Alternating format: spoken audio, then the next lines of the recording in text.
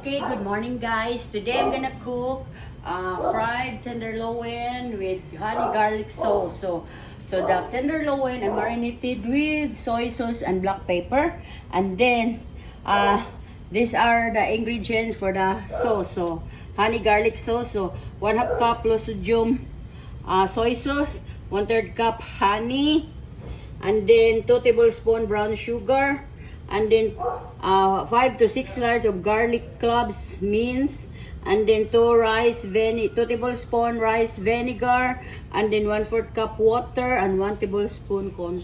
Fry the pork tenderloin.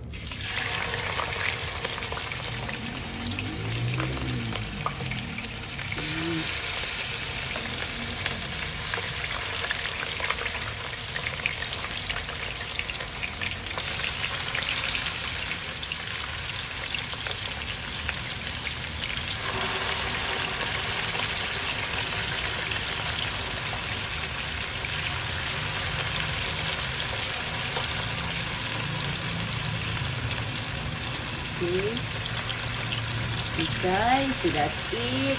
We just wait until it's fully cooked. So our pork tenderloin is done. So I'm gonna set aside this one first while we are going to make the sauce.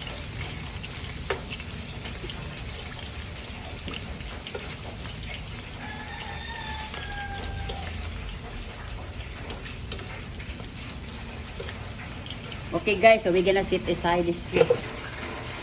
Okay guys, so let's add the add the butter and then the garlic. So take the garlic.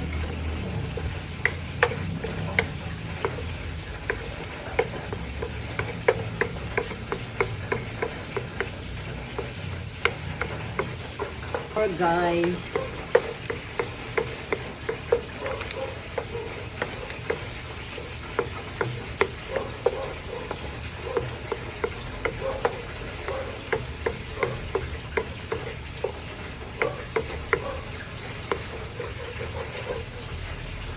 Sugar, the rice vinegar,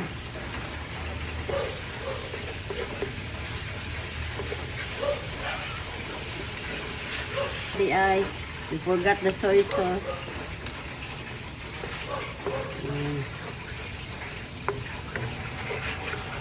Honey.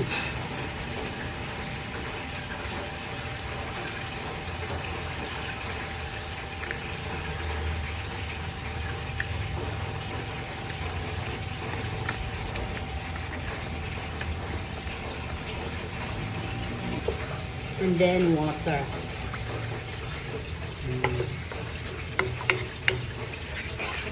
Okay, let's try to make it thicker.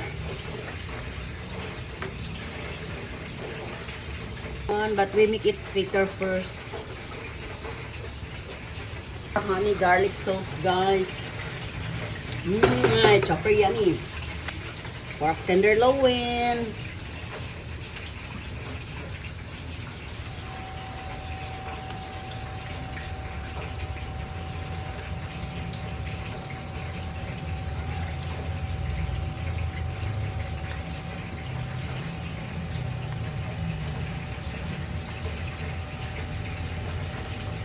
Guys, I'm gonna flip it over.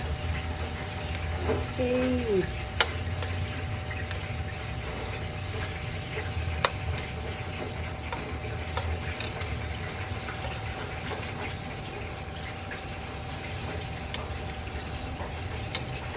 Okay guys, so that's our fried pork tenderloin with honey garlic sauce. Look at the sauce, guys. There's garlic, a lot of garlic. Okay, so this is it. The fried pork tenderloin with honey garlic sauce.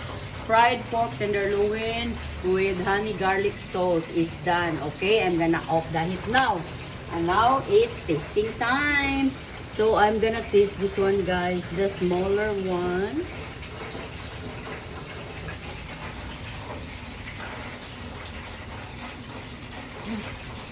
It's super hot, guys.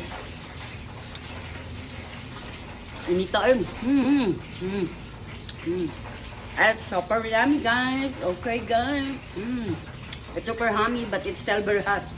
Okay, guys. So that's our fried pork tenderloin with garlic honey sauce is done. Thank you for watching, guys, and see you tomorrow for another recipe. Bye-bye.